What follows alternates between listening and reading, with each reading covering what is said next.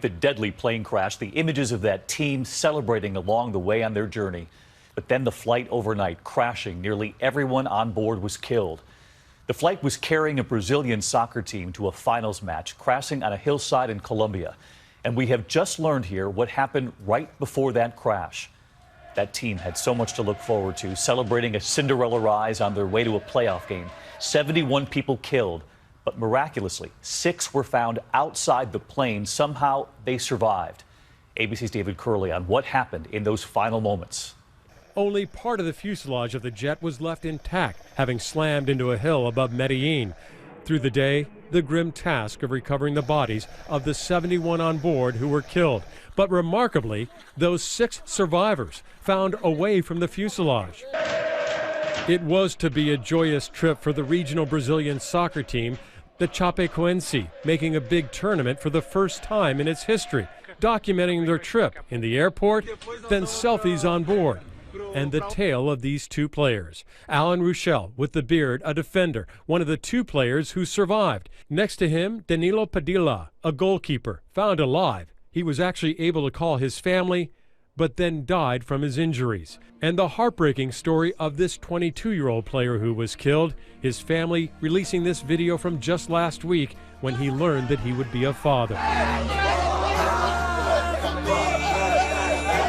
In their hometown, fans stunned by the loss. The jet, a British Aerospace 146, was owned by a charter company. It's often used to get into difficult airports, which Medellin is. ABC consultant Steve Ganyard has flown into that airport. Even in the daytime, it's a very sporty place because not only do you have this very rugged terrain, but there's oftentimes weather. On the last leg of its flight, nearly 5 hours from Bolivia, the short-haul jet starts circling around Medellin in bad weather. The crew reports an electrical failure, declaring an emergency, then disappearing from radar. The black boxes have been recovered, but with an electrical failure, did they continue to record?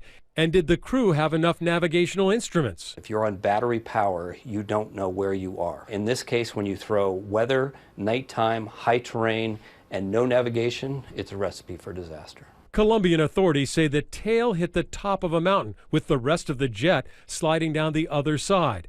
The question tonight, where were those 6 survivors sitting, and how did they survive when so many others perished?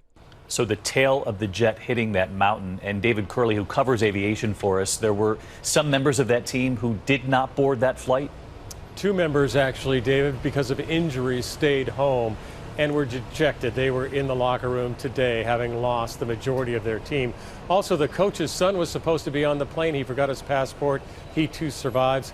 Really a hole in that community in Brazil tonight. Yeah, just a horrible picture there of those 2 team members learning of the news. David, thank you.